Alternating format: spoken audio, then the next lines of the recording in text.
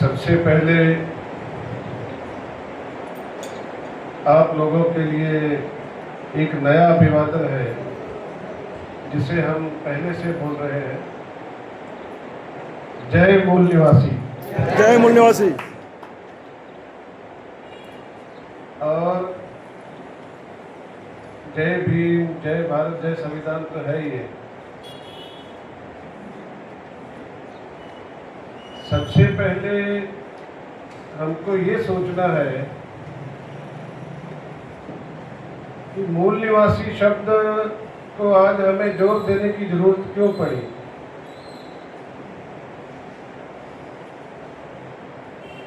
शब्द तो बहुत सारे थे, नागरिक है, ये है, वो है। तो हमको मूल निवासी शब्द पे या अंतर्राष्ट्रीय, राष्ट्रीय छोड़ के अंतर्राष्ट्रीय मूल निवासी दिवस क्यों मनाना पड़ रहा है। अगर हम अपनी हिस्ट्री को देखते हैं, इतिहास को देखते हैं,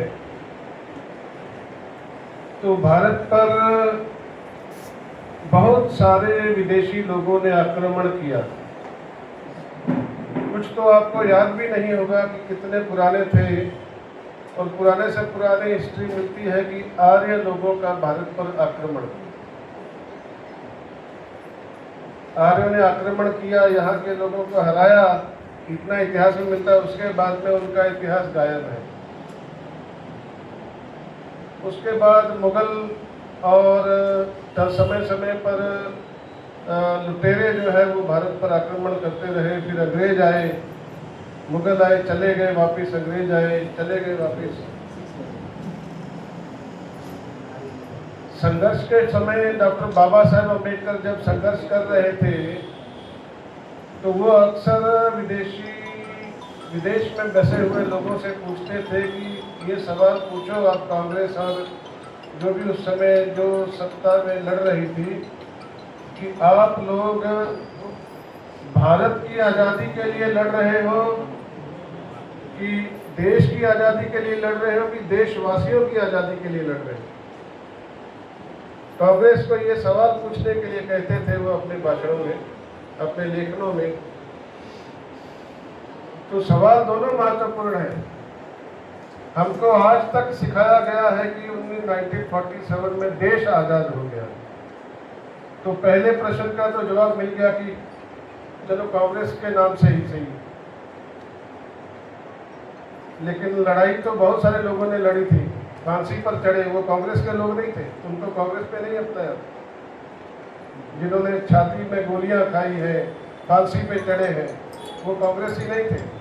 जिनके डर से ये देश गया, चरखे के काटने से आजादी नहीं मिली।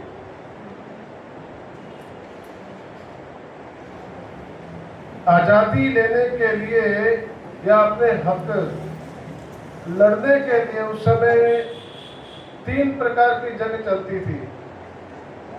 एक तो होती थी शस्त्र के द्वारा यानी कृपाण के द्वारा, एक होती है शिक्षा, और एक होती है नैरेटिव, शब्द का जंग। तो मूल निवासी जो शब्द है ना, ये शब्द जंग में हमारा हथियार है। अभी अंसारी साहब ने बताया था कि खाली बहुजन लफ्ज से शब्द नहीं छूटा, पीछा नहीं छूटा, और मूल निवासी शब्द नया आ गया। एकलव्य की कहानी हम सुनते हैं कि वो उसका चेला था, शिष्य था, वो द्रोणाचार्य उसका गुरु बन गया। मेरे को एक बात बताइए कि तीर अंदाजी की शिक्षा लेकर के एकलव्य ने कौन सा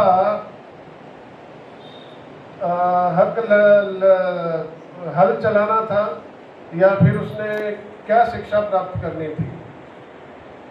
तो इसका यह मतलब था कि तीरंदाज बन के वो अपने हकों के लिए लड़ता, दुश्मन से लड़ता।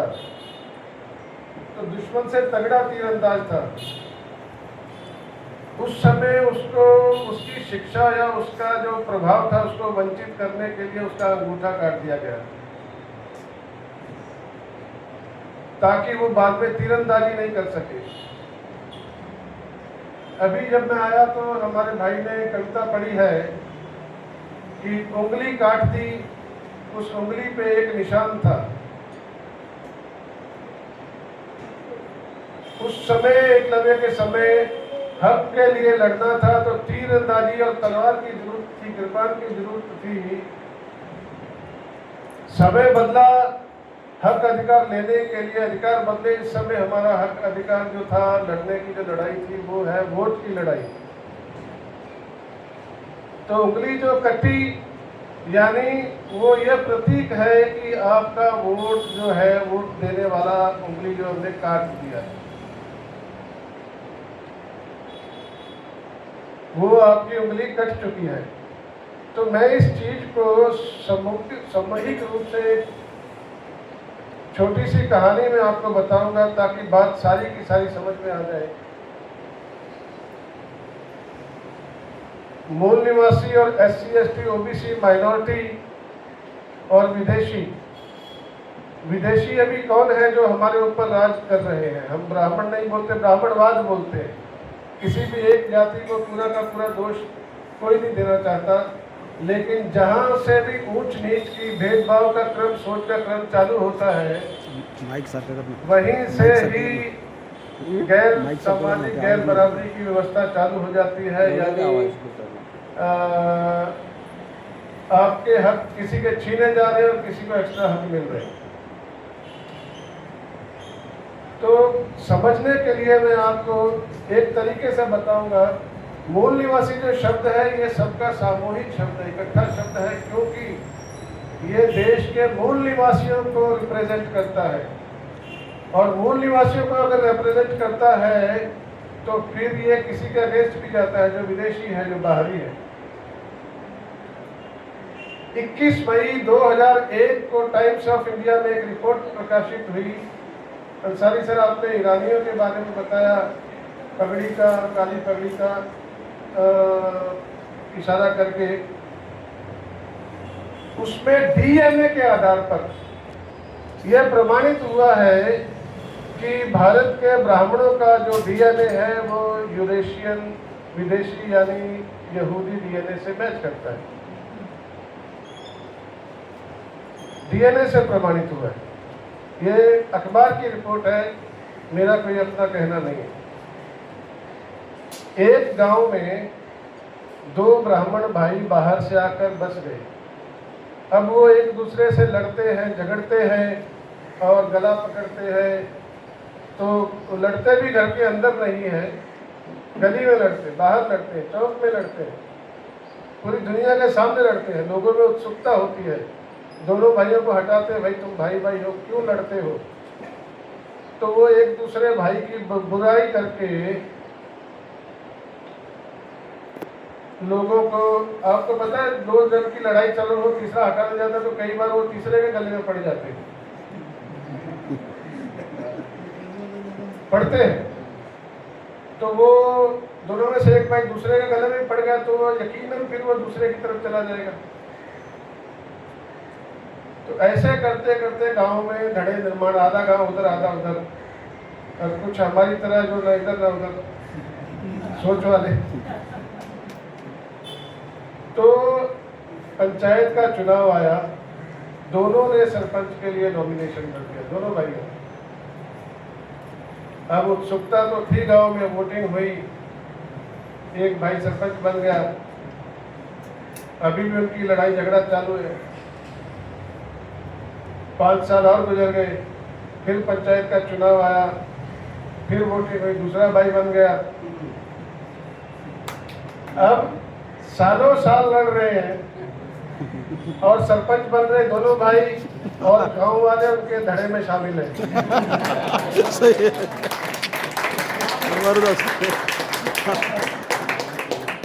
अब 40-45 साल गुजर गए। गांव में हमारे जैसे जो बोल रहे थे, यार सरपंच ये बनता है, सरपंच वो बनता है, गली की नाली कच्ची है, नाली में कीचड़ है, स्कूल की छत गिरी हुई है, हमारे बच्चे बाहर धूप में, छांव में, सर्दी में, बरसात में बाहर बैठ के पढ़ते हैं। गांव में कोई डिस्पेंसरी नहीं है, कोई डॉक्टर नहीं है, हमारे गांव की तरफ आने वाला रास्ता कच्चा है। तो इनके आने से हमारे गांव का कुछ भला तो हुआ नहीं। अभी हमको सरपंच जरूर बदलना चाहिए। धीरे धीरे गांव वालों को समझ में आने लगी। तो जो उनके चेले थे उन्होंने जाके सरपंच साहब ये देखो अभी तो ऐसी व्यवस्था होने जा रही है, अब तुम सरपंच नहीं बनोगे, कोई और बनेगा। अभी यहाँ तक इस मसले को आप गांव के लेवल से ऊपर कस्बा लेवल पे, तहसील लेवल पे, जिला लेवल पे, राज्य लेवल पे, नेशनल लेवल पे देख लीजिए। वो भाई हर रोज लड़ते हैं, आपकी आंखों के सामने लड़ते हैं, चौक में लड़ते हैं, मीडिया में लड़ते हैं, कभी कांग्रेस तो कभी बीजेपी।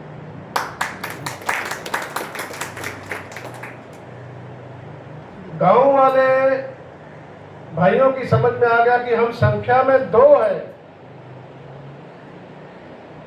हम किसी भी प्रकार वोटिंग करके गांव के सरपंच नहीं बन सकते, तो हमारा हारना तय, हमारे हाथ से गांव की सत्ता जाएगी।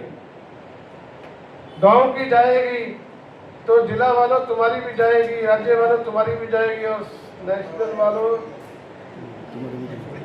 तुम्हारी भी जाएगी। नेशनल वाले बोलते कोई नहीं, चिंता मत करो, हम हैं अभी, हम तुम्हारे लिए इलाज करेंगे।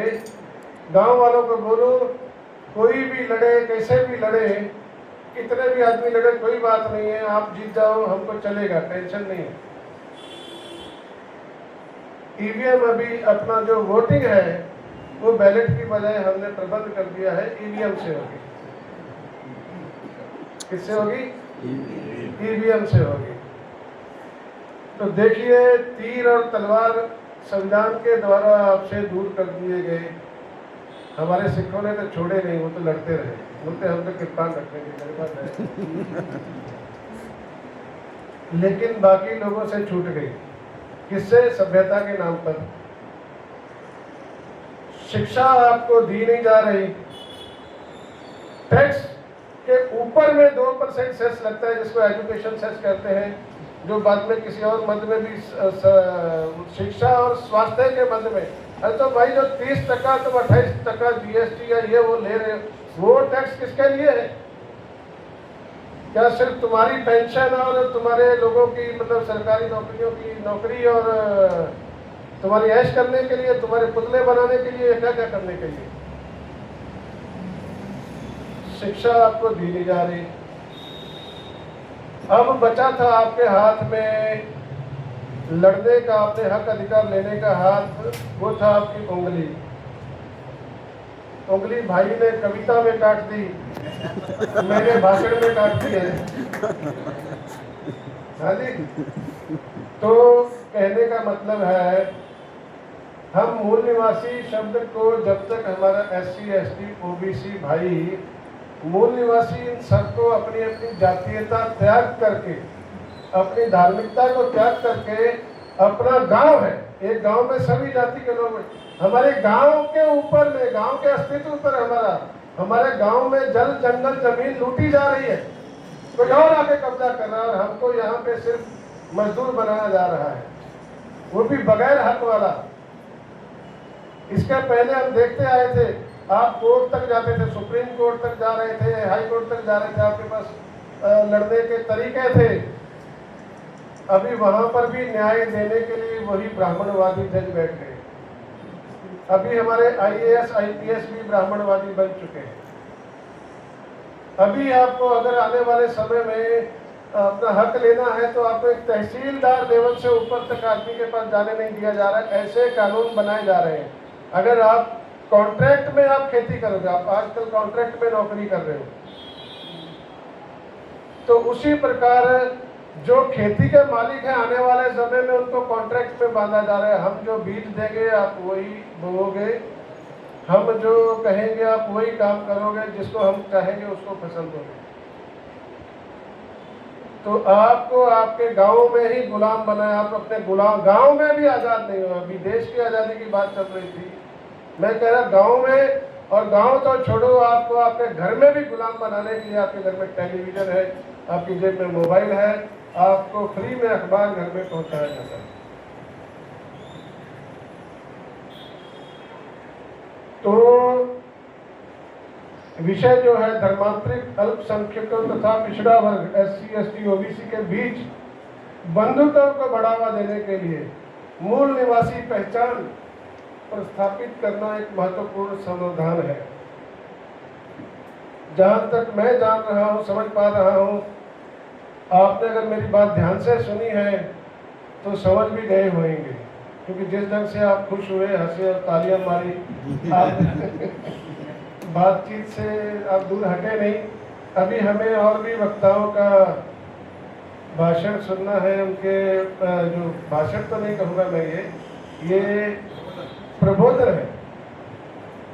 यहाँ पे आप भाषण सुनने नहीं आए, भाषण सुन सुन के लोग पक गए। ये प्रबोधन है, और ये आपके हमारे बच्चों की भलाई के लिए हम भी यहाँ पर आकर बैठते हैं।